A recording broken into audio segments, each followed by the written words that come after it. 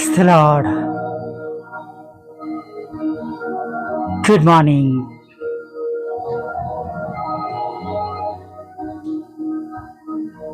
સવારની સલામ. આજે સવારમાં ફરીને એકવાર આપણે જીવતા ઈશ્વરની સમક્ષ નમી શક્યા છે. આજની સવાર આપણા જીવનની અંદર સૌથી પહેલો ચમત્કાર છે.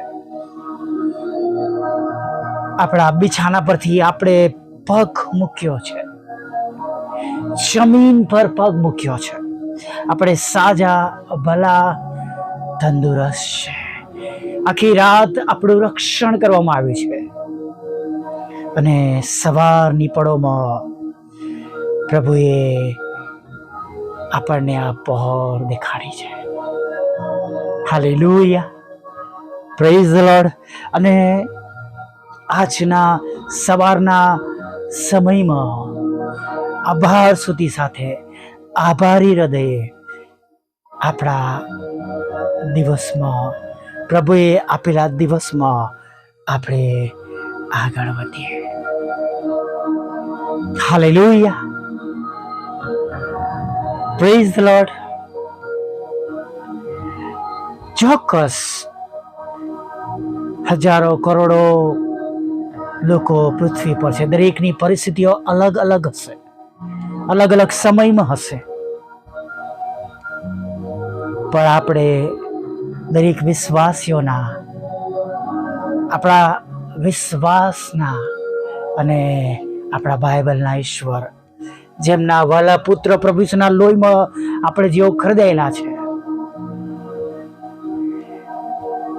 તેઓ ભલે ગમે તે પરિસ્થિતિઓમાં હોય પણ તેમને માટે સર્વશ્રેષ્ઠ યોજનાઓ છે. Hallelujah, praise the lord. અને માટે જો તમે વિશ્વાસી છો તો બીસો નહીં, ગભરાશો નહીં. હાલેલુયા. આપણી પાસે આ માસનું સુંદર વચન છે. યહોવાએ મારું કષ્ટ ખચિત જોયું છે. ઈશ્વર દરેકનું દુઃખ જાણે છે. એવા સઘળા લોકો જેઓ તેમને પ્રેમ કરે છે, જેઓ તેમને નફરત કરે છે, પણ પ્રભુ બધાને એક સરખો પ્રેમ કરે છે.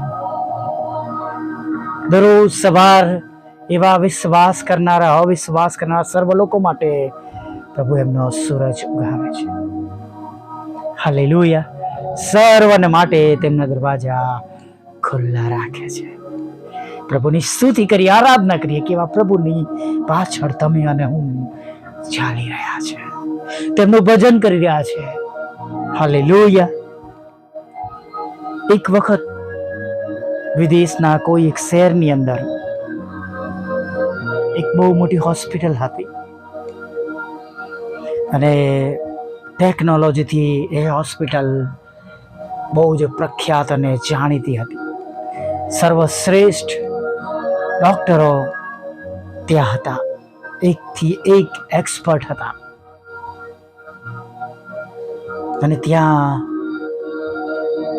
એક બહેન નર્સ તરીકે કામ કરતા હતા અને તેઓ વિજ્ઞાનને માનતા હતા અને મેડિકલ સાયન્સને તે માનતા હતા. આ જ હોસ્પિટલમાં તેમના પિતા છેલ્લા 10 દિવસથી આઈસીયુના ખંડમાં હતા અને આજે તેઓ નાઇટ શિફ્ટમાં પણ હતા. તેમનું હૃદય ભારે હતું અને સામે જ્યારે તેઓ તેમના નર્સિંગ સ્ટેશનથી બહાર નીકળીને પેશન્ટો તરફ જતા હતા, એ જ શહેરના ચર્ચના પાસ્ટર આવ્યા અને તેમણે તેમને વિનંતી કરી, શું હું જઈને પેશન્ટો માટે પ્રાર્થના કરી શકું છું? અને બહુ જ ઉદ્ધતાઈથી જવાબ એ બહેને આપ્યો, પાસ્ટર, હું પ્રાર્થનામાં માનતી નથી, હું વિજ્ઞાનને માનું છું. અમારી પાસે અહીંયા સર્વશ્રેષ્ઠ ડોક્ટર છે, દવા છે, ઇન્જેક્શન છે, નોલેજેબલ બધા પર્સન છે, એક્સપિરિયન્સ વાળા છે. કૃપા કરીને મારી વિનંતી છે કે તમે કોઈ પેશન્ટને ડિસ્ટર્બ ના કરો.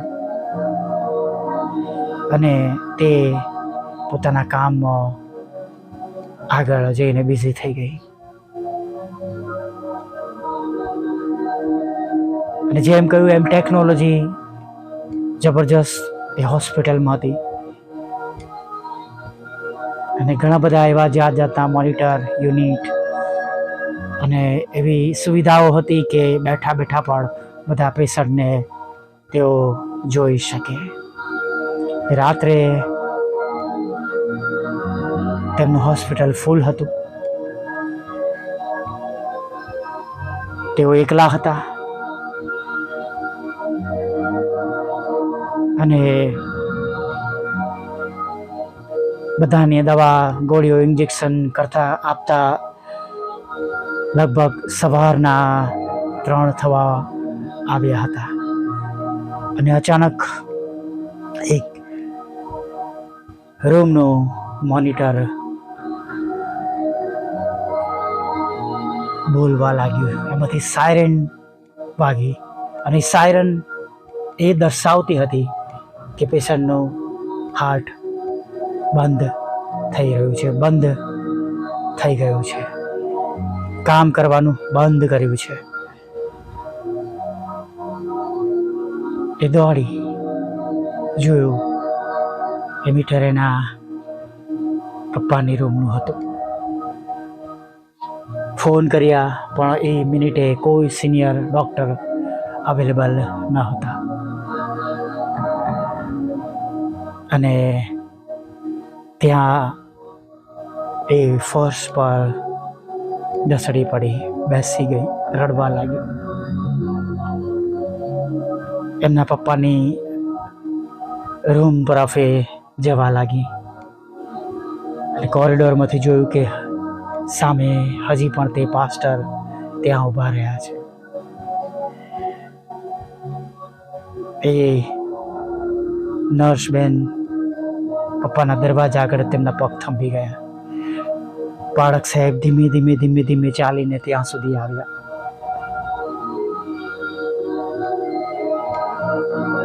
તેમણે ફરી વિનંતી કરી કે હું શું પ્રાર્થના કરી શકું છું. તેઓ કંઈ ના બોલ્યા. તેમણે દરવાજો ખોલ્યો, બંને અંદર પ્રવેશ થયા. મોનિટરો પર બધી સીધી લાલ લીલી લીટીઓ જતી હતી. કોઈ પણ પ્રકારનું કોઈ સિગ્નલ દેખાતું ન હતું. એ નર્સ રડી રહ્યા હતા અને પારખ સાહેબે પ્રાર્થના કરી. તેમનો હાથ તેમણે એ વડીલના હૃદય પર રાખ્યો. પ્રાર્થના કરી કે પ્રભુ આ રૂમમાં તમારી શાંતિ આપો. જે બહેન સારવાર કરી રહ્યા છે તેમને શાંતિ આપો.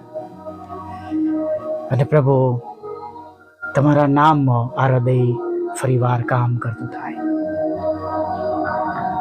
પ્રાર્થના પૂરી કરતા સાથે આખી રૂમમાં મોનિટરનો અવાજ ગુંજી ઉઠ્યો.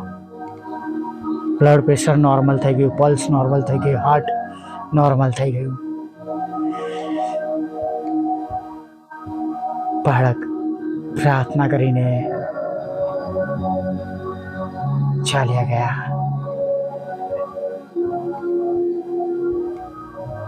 થોડા સમય પછી તેમના ચર્ચમાં તે ગયા. આગળની સીટ પર બેઠા. એ જ તેમનો નર્સનો ડ્રેસ સાથે કોઈની સાથે વાત ના કરી, પણ પ્રભુનો આભાર માનીને એ દિવસે તેમણે પ્રભુને જીવન સોંપ્યું. Hallelujah, praise the lord. ખરેખર મિત્રો, પ્રાર્થના પરિસ્થિતિઓ બદલી નાખે છે. હાલેલુયા. વિજ્ઞાન, જ્ઞાન, બુદ્ધિ, દાપણ બધું પ્રભુ તરફથી છે. હાલેલુયા. ઈશ્વરનો ભય એ વિદ્યાનો આરંભ છે. હાલેલુયા. આ વિજ્ઞાની પ્રાર્થના સાથે આગળ વધીએ. ભલા પ્રભુ, અમે તમારી સ્તુતિ કરીએ છીએ અને તમારો પુષ્કળ આભાર માનીએ છીએ. ફરીને એકવાર પ્રભુ, તમારો ભજન કરવાને માટે, તમારી સ્તુતિ કરવાને માટે, તમારી આરાધના કરવાને માટે તમે આ સુંદર સમય આપ્યો છે. થેન્ક યુ કહીએ છીએ. Thank you lord. Thank you Jesus. પ્રભુ, ઘણા બધા લોકોનો આજે તમારા પર વિશ્વાસ વધે, પ્રાર્થનાનો ઉપર વિશ્વાસ કરે, પ્રાર્થનાનો સહારો પ્રભુ તેઓ પ્રથમ લે, તમારી સાથે વાત કરવાની પ્રભુ, જે પ્રાર્થના દ્વારાની પ્રભુ તમે જે અમને સલવત આપી છે, કૃપા આપી છે પ્રભુ, એ પ્રથમ સ્થાન બને પ્રભુ દરેકના જીવનમાં. એવું તમે થવા દેજો.